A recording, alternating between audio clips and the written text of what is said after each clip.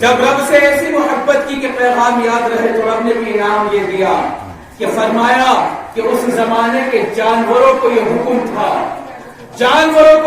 تھا کہ جن راستوں سے بشر حافظ بنے ان راستوں کو پشاور بتانا بھی چلنا، کیونکہ جب رب کا کوئی بندہ محبوب ہو جاتا ہے تو رب اسے اپنا محبوب بنا لیا کرتا ہے، اور جب رب سے کوئی پیار کرتا ہے تو رب کی رحمت بھی اس سے پیار کرتی ہے۔ جو اس کا ہو جاتا ہے کم سے کم اس کے ہو کر تو دیکھیں، آپ دیکھیں کہ دنیاوی زندگی کے ساتھ ساتھ آخرت کی زندگی کا بھی مسئلہ ہے۔ یہی نہیں بلکہ یہاں تو آپ سرخ رو رہیں گے، قبر میں جائیں گے تو فرشتوں کے سامنے بھی سرخ رو رہیں گے۔ عالم کیا ہے میرے عزیزوں جو اللہ کے ہو جاتے ہیں۔ یہ واقعہ بہت پیارا اور مجھے سب سے زیادہ پیارا لگا، بہت زیادہ پیارا لگا یہ واقعہ جو عرض کر رہا ہوں کہ حضرت سیدنا بایزید بستامی علیہ الرحمہ کو جب انتقال ہو گیا نا، آپ کا یہ تیجے کی محفل ہے اور ہماری والدہ کی کافی ساتھی رہی تھی، اور ہماری بھی والدہ کے درجے میں آتی ہیں اور ہم والدہ ہی سمجھتے تھے، تو ان کے تیجے کے سلسلے میں فاتحہ ہے۔ تو میرے عزیزوں، اللہ رب العزت ان کی بخشش و مغفرت فرمائے، ان کے درجات کو بلند فرمائے۔ مولا کریم کیونکہ ساری زندگی ایک دین کی خدمت کرتے ہوئے گزری ہوگی، کیونکہ پوری پنڈت نگلا میں آپ کے جانتے ہیں کہ یہ 4 ہی لوگ تھے جو میلاد کیا کرتے تھے، جس میں سے 2 جا چکے ہیں، 2 ہیں۔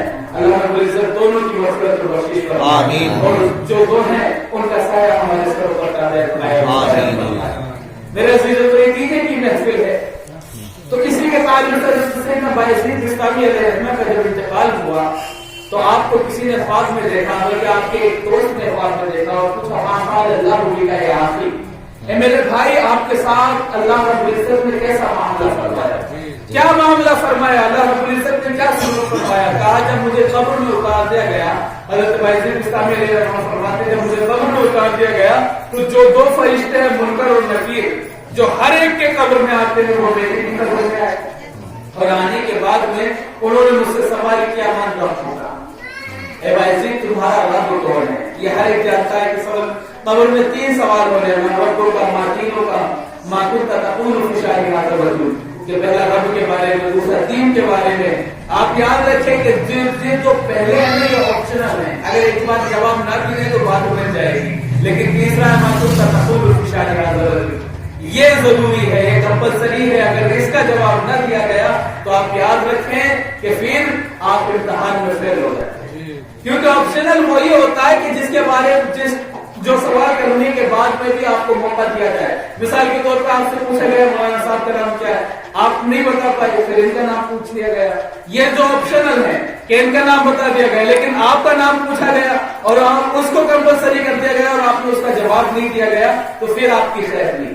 لہٰذا تیسرا سوال جو ہے یہ جو سوال ہے یہ کمپلسری ہے، اگر اس کو نہیں دیا گیا قبر میں تو آپ سمجھے امتحان میں فیل ہو جاتے ہیں۔ تو یہ 3 سوال ہونے بایزید بستامی علیہ الرحمہ فرماتے ہیں کہ لہٰذا مجھ سے بھی یہ 3 سوال کیے گئے۔ پہلا سوال تھا من ربک، اے بایزید تمہارا رب کون ہے؟ لیکن جب پہلا سوال ہی کیا تو بایزید بستامی علیہ الرحمہ نے فرمایا من انتم، تم دونوں کون؟ فرشتے نے سوال کیا کہ من ربک، بایزید تمہارا رب کون ہے؟ تو بایزید بستامی علیہ الرحمہ نے پوچھا من انتما، تم دونوں کون ہو؟ تو انہوں نے کہا انا ملکان، ہم دونوں فرشتے ہیں اور ہماری یہ ڈیوٹی ہے کہ جب بندہ قبر میں اتار دیا جاتا ہے، جب بندہ قبر میں اتار دیا جاتا ہے تو اس سے یہ سوال کریں، کہا تم فرشتے ہو، تمہیں میری نبی کی سنت کا نہیں پتا کہ جب کسی کے پاس آتے ہیں تو سلام کرتے ہیں، لہذا میری قبر سے باہر جاؤ، پہلے سلام کرنا پھر اندر آنا۔ یار کوئی ہے ایسا جو فرشتوں سے اس طریقے سے بات کر سکے؟ لیکن یہ اللہ والے ہیں کہ جب اللہ کے ہو جاتے ہیں اللہ کی یادوں میں گم ہو جاتے ہیں، جب بندہ اللہ کا ہو جاتا ہے تو ساری کائنات اس کے قابل۔ سبحان اللہ، سبحان اللہ۔ ایک سے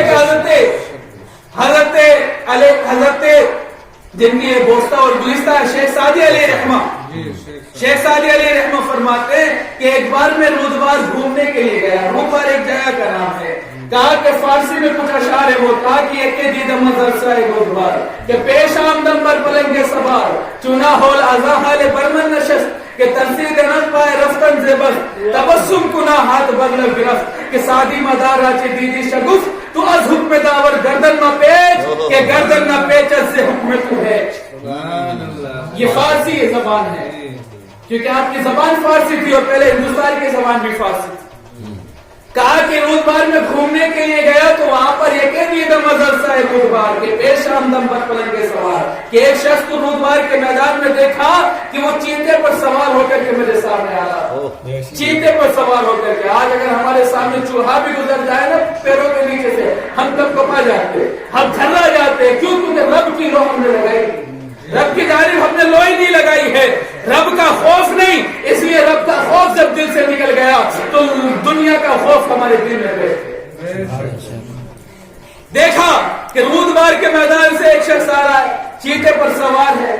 جب ظاہر بات ہے ہم لوگ خوف کھا جاتے ہیں, حضرت شیخ سعدی بھی خوف کھائے گئے. کہا کہ اس طریقے سے خوف میرے دل پر بیٹھا, چنا ہو لازا حال برمن نشست کہ تصویر رب پائے رفتن سے پر.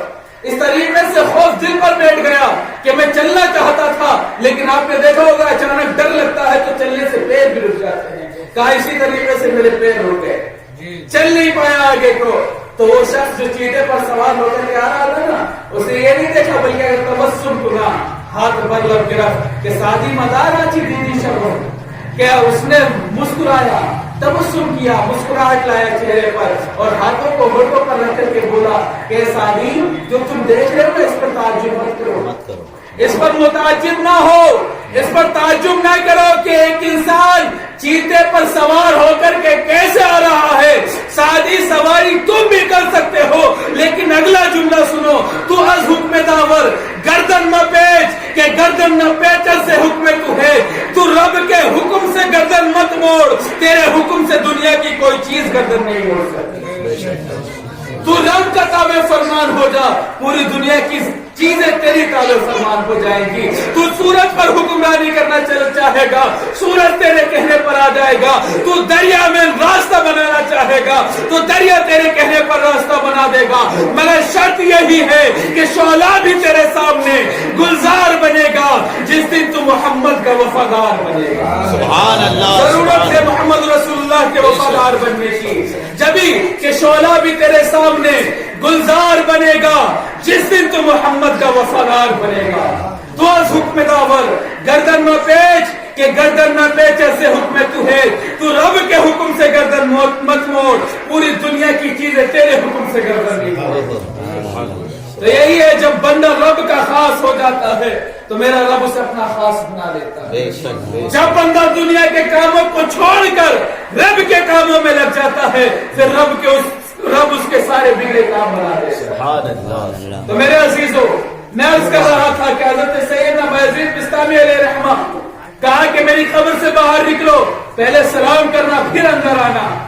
آخرکار فرشتے باہر جاتے ہیں, باہر جانے کے بعد میں سلام کیا اور سلام کرنے کے بعد میں بایزید بستامی علیہ رحمہ نے فرمایا کہ ہاں اب اندر آ جاؤ. جب آپ بایزید بستامی علیہ رحمہ نے اندر بلایا پھر فرشتوں نے وہی سوال کیا, ہاں رب کا بایزید تمہارا رب کون ہے؟ کہا فرشتوں مجھے ایک بات بتاؤ, ذرا غور سے یہ ڈسکس سننا. کہا فرشتوں مجھے ایک بات بتاؤ, تم نے جو مجھے سلام کیا ہے ذرا یہ بتاؤ مسلمان سمجھ کر کے کیا ہے, ایمان والا سمجھ کر کے کیا ہے یا کافر سمجھ کر کیا ہے؟ کیونکہ سلام صرف ایمان والے کو کر سکتے ہیں, بے ایمان کو سلام نہیں آیا, کافر کو سلام نہیں آیا.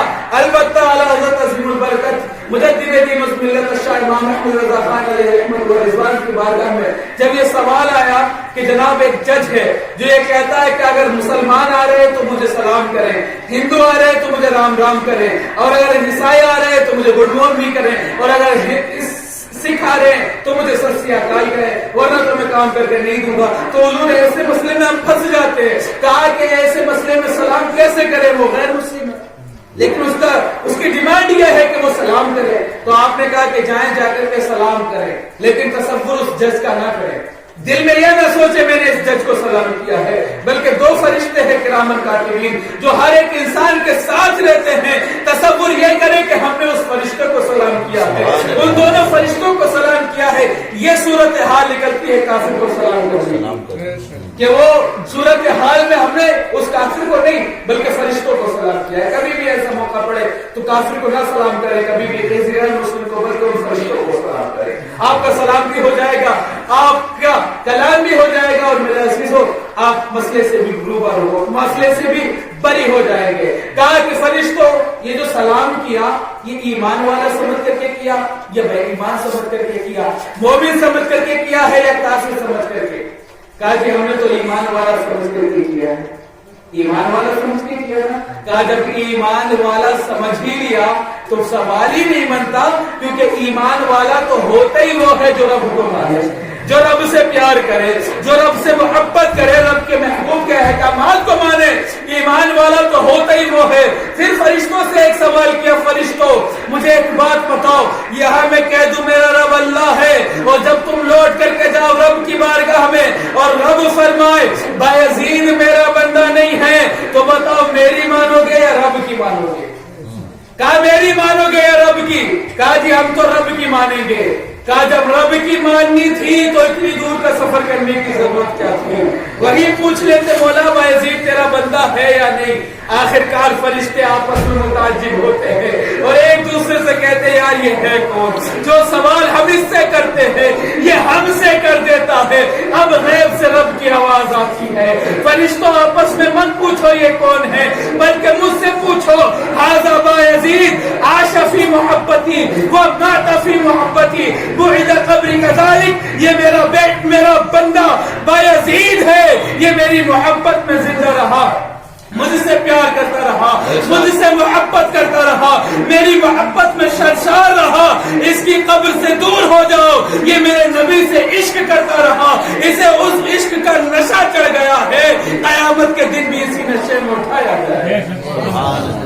تو جنہیں محبوب کے رنگ چڑھتے ہیں اور جو رب کی رضا میں راضی رہتے ہیں، پھر دنیا ہی متعجب نہیں ہوتی بلکہ قیامت میں بھی ان کے رنگ نلالے ہوتے ہیں۔ اور قبر میں بھی کہا نا کہ قبر میں بھی مصطفیٰ کی گیت گاتے جائیں گے، کہا خلد میں ہوگا ہمارا داخلہ اس شان سے، یا رسول اللہ کا نعرہ لگا کے جائیں گے۔ تو میرے عزیز و غلام بننے کی ضرورت ہے ہمیں، ہم ان کا کھاتے ہیں، ان کا پہنتے ہیں، ان کے صدقے میں ہمیں سب کچھ ملا۔ میرے آقا فرماتے ہیں انما انا قاسم واللہ یعطی، کہ بے شک میں بانٹنے والا ہوں اور رب عطا کرنے والا ہے۔ رب ہے موتی، یہ ہے قاسم، رزق اس کا کھلاتے یہ ہیں، رب کی بخشش ان کا صدقہ دیتا وہ ہے دلاتے یہ ہیں، انا اعطیناک الکوثر، ساری کثرت پاتے یہ ہیں، ٹھنڈا ٹھنڈا میٹھا میٹھا پیتے ہم نے پلاتے ہیں۔ سبحان اللہ۔ تو جب نبی پاک صلی اللہ علیہ وسلم کا کھاتے ہیں تو کیوں نہ ان کے گن گائیں، ان کی محبت میں سرشار رہیں۔ تیرا کھاوا میں تیرے گیت گاوا یا رسول اللہ، تیرا میلاد میں کیوں نہ مناوا یا رسول اللہ۔ اور سنا ہے آپ ہر عاشق کے گھر تشریف لاتے ہیں، میرے گھر میں بھی ہو جائے چراغا یا رسول اللہ۔ تو میرے عزیزو جو کچھ کہا رزق حلال کما کر کے کھلائے اپنی اولاد کو۔ چوتھا شخص رہ گیا تھا، اس کو بھی بتا دیتا ہوں سرسری طور پر۔ 3 لوگ ہو گئے، ایک رزق حلال کما کر کے کھلانے والا، ایک وہ عورت جو ساری زندگی اپنی شوہر سے محبت کرتی رہی، تیسرا وہ شخص جس نے توبہ کی ایسی سچی پکی توبہ کہ جیسے بھینس کے تھن سے دودھ نکال لیا جائے تو اس کو واپس نہیں کر سکتے، وہ گناہوں کی طرف واپس نہیں جا سکتا۔ چوتھا شخص وہ جو والدین کا فرما ہوتا ہے۔ میرے آقا نے فرمایا جو والدین سے محبت اور پیار کرتا ہے، وفا کرتا ہے، والدین سے محبت کرتا ہے، ان کے ساتھ حسن سلوک کرتا ہے، تو میرے عزیزو میرے آقا فرماتے ہیں اس شخص کو بھی قیامت کے میدان میں جنت میں جانے سے لیکن آج اس پر ہماری کتنی لاعلمی ہے کہ والدہ پڑی ہے کھاٹ پر، والدہ پڑی ہے، ان کی نگاہیں لگی ہوئی ہیں کہ میرا لال آئے میرے لیے بھی کچھ لے کر کے آ جائے، لیکن لال آ رہا ہے تو پیچھے چھپا کر کے لا رہا ہے کہ مجھے بیوی کو کھلانا ہے، مجھے بیٹے کو کھلانا ہے۔ والدہ کا بھی شوق ہے کہ والدہ بھی 2 لقمے اس کے ساتھ میں کھا لے، لیکن نہیں، اس کو بیوی کے ساتھ کھانے کی فرصت ہے لیکن والدہ کے ساتھ کھانے کی فرصت نہیں۔ یار یہی وہ ماں تھی کہ جو بچے تھے نا تو تم نے ڈیمانڈیں کی تھی کہ ماں مجھے یہ کھانا پسند نہیں ہے، مجھے نہیں کھانا یہ کھانا، تو ماں دوسرا کھانا بناتی تھی، وہ نوکرانی نہیں تھی بلکہ ماں تھی، محبت کرتی تھی۔ تم نے اگر پیشاب کر دیا تو تمہارے گیلے پیشاب میں سو جایا کرتی تھی، تمہیں سوکھے آنچل پہ سلاتی تھی، تم نے خواہش اگر کرتی، حالانکہ ماں کی بھی خواہش تھی کہ میں بھی کپڑے لے کر کے آؤں، لیکن اس نے اپنے کپڑوں کو نہیں دیکھا، بچے نے اپنے کپڑے کی خواہش کی تو بچے کو کپڑے لا کر کے دیے۔ لیکن عالم یہ ہے کہ آج والدہ کے پاس کپڑے میسر نہیں ہیں اور اولادوں کے لیے کپڑے بنتے ہیں، بیویوں کے لیے کپڑے بنتے ہیں، کبھی ہمیں یہ فکر تک نہیں ہوتی کہ والدہ کے لیے بھی کپڑے لے جائیں. یار وہ نوکرانی تو نہیں تھی نا ہماری. لیکن آج عالم یہ ہے کہ میرے عزیزوں کہ جہاں بیوی آئی ساری فکریں بیویوں کی طرف متوجہ ہو گئی. حالانکہ کرنی چاہیے. میں یہ نہیں کہتا کہ بیویوں سے محبت نہ کرو، بیویوں کی طرف متوجہ نہ ہو، لیکن جہاں والدہ کا حق ہے اس کو بھی ادا کرے. حق کم نہیں ہے ان کا. ایک شخص میرے آقا کی بارگاہ میں آیا، کہا یا رسول اللہ تپتی ہوئی گرمی میں نے ننگے پاؤں 7 بار والدہ کو اپنے کاندھوں پر بٹھا کر کے حج کرایا، جس کا عالم یہ تھا کہ پاؤں میں چھالے نکلتے یا رسول اللہ، پانی پینے کو میسر نہیں تھا یا رسول اللہ. یا رسول اللہ ایسے عالم میں بھی 7 بار کاندھے پر بٹھا کر کے حج ادا کرانے کے لیے لے کر گیا. کہا یا رسول اللہ کیا میں نے حق ادا کر دیا ماں کا؟ کیا میرے والدہ کا حق ادا ہو گیا؟ میرے آقا نے یہ نہیں فرمایا کہ میرے صحابی حق ادا ہو گیا، بلکہ فرمایا ہے میرے صحابی والدہ کے حق کی بات کرتے ہو. ارے جب تم بچے تھے اس کی پیٹ میں تھے، اور جو تم پیدائش کے وقت میں ماں کے پیٹ میں تم نے لاتیں ماری تھی، جو پیدائش کے وقت کا درد تھا اس کا بھی تھوڑا حصہ نہیں ادا کر پائے ہو. والدہ کا حق تو دور کی بات ہے. لیکن آج عالم کیا ہے میرے عزیزوں؟ والدہ لگی ہے، والد بھی ہیں، والدہ بھی ہیں، بوڑھے ہو چکے ہیں، تمہارے لیے بیٹھتے ہیں. آپ یاد رکھیں کہ بیوی بھی ہے، اس سے محبت کریں، لیکن والدہ کو آپ محبت جانتے ہیں. کبھی آپ باہر سے آئے تب دیکھنا ماں کی والدہ کی محبت. کیا آپ دیکھیں کبھی بہن بھائیوں کو بھی دیکھنا تو ان کی بھی نظریں ہوتی ہے کہ بھائی ہمارے لیے کیا لے کر کے آئے ہیں. بیوی کی نظر ہوتی ہے کہ کتنا پیسہ آیا ہے. بچوں کی نظریں ہوتی ہیں کہ پاپا ہمارے لیے، والد صاحب ہمارے لیے کیا لائے ہیں. لیکن والدہ کی نظر دیکھی کہ بیٹے کیا لایا میرے لیے؟ نہیں. والدہ کی نظر دیکھی کہ کتنے پیسے لایا میرے لیے؟ نہیں. بلکہ سب سے پہلے دیکھتی ہے اور رونے لگتی ہے کہ میرا لال دبلا کیوں ہو گیا، کھانے نہیں ملتا تھا، پینے نہیں ملتا تھا. میرے عزیزوں ماں کی محبت یہ ہوتی ہے کہ والدہ بیٹے کے چہرے کو دیکھ کر کے رونے لگتی ہے. یہ محبت ہوتی ہے. لیکن آج عالم ہے کہ میرے عزیزوں والدہ بھی ہیں ہماری، گھر میں پڑی ہیں، ان کی بھی خدمت کریں. میرے عزیزوں یہ فرض ہے ہمارا، حق ہے یہ والدہ کا. اگر حق ادا نہیں کیا تو رب کی بارگاہ میں گرفت ہوگی. میرے عزیزوں یہ والدہ وہ ہوتی ہے جو اپنے پیٹ کے لقمے کو بھی اپنی اولاد کو کھلا دیتی ہے. ایک چھوٹا واقعہ سناتا ہوں ماں کی محبت کو، اس کے بعد میں ختم کرتا ہوں. حضرت ام المؤمنین حضرت عائشہ صدیقہ رضی اللہ تعالیٰ عنہا فرماتی ہیں کہ میرے پاس میں ایک عورت آئی، اس کے ساتھ اس کے 2 بچے تھے، 2 بچے. اس نے مجھ سے سوال کیا، کہا کہ میرے پاس اے عائشہ بھوکی ہوں، کچھ کھانے کے لیے دیجیے. کہا کھانے کے لیے میرے پاس کچھ تھا نہیں، صرف 2 کھجوریں موجود تھی. اور رب کے محبوب کے گھر کی یہ شان ہے کہ ان کے پاس جو کچھ ہوتا ہے وہ عطا کر دیتے ہیں. سبحان اللہ. کہا نا کہ رہ کے فاقے میں غریبوں کو کھلانے والے ایسے ہوتے ہیں محبت کے گھر. سبحان اللہ. یہ شان ہے میرے آقا کے گھرانے کی کہ گھر پہ خود کچھ نہیں ہوتی لیکن پھر بھی دوسروں کو دے دیا کرتے. کہا 2 کھجوریں میں نے اس عورت کو دے دی. اس عورت نے بلکہ 3 کھجوریں تھی، وہ 3 کھجوریں تھی اور 3 کھجوریں اس عورت کو دے دی. کہا اس نے 2 کھجوریں اپنے دونوں بچوں کو دی، 1 کھجور خود لے لی. اور کھجور لینے کے بعد میں بچے بھوکے تھے، جلدی سے تو وہ کھجور کھا گئے. ماں نے اپنی کھجور بھی چھوڑ کر کے منہ میں ہی رکھی تھی کہ ماں کے منہ کو تک لے رہے. اللہ جب ماں کے منہ کو تکا، یہ والدہ کی محبت ہوتی. ماں کے منہ کو تکا اور ٹکی بنا کر کے ماں کے منہ کو دیکھا. ماں کی غیرت کو گوارا نہ ہوا کہ میں کھجور کھا لوں اور بچے منہ تکتے رہ جائیں. وہ منہ کی کھجور نکالی اور نکالنے کے بعد میں دونوں آپس میں آدھا آدھا کاٹ لی اور خود بھوکی رہ گئی. یہ والدہ کی محبت ہے. تو میرے عزیزوں یہ ہے کہ وہ خود بھوکی رہتی ہے لیکن بچوں کا پیٹ بھر دیتی ہے. میرے عزیزوں ان سے محبت کریں، پیار کریں. ان 4 میں سے بن جائیں. الحمدللہ 4 بننے کی کوشش کریں، 4 نہ تو 1 تو بن جائیں. میرے آقا کریم صلی اللہ علیہ وسلم کی فرامین پر عمل کریں. سب سے پہلے دعا ہے کہ مولا کریم مجھے بھی آپ سب کو اس پر عمل کرنے کی توفیق عطا فرمائے. جو کچھ ہو کہا اگر کچھ غلطیاں ہو گئی ہوں تو مولا کریم میرے ان اخلاق کو معاف فرمائے. کلمہ طیبہ لا الہ الا اللہ.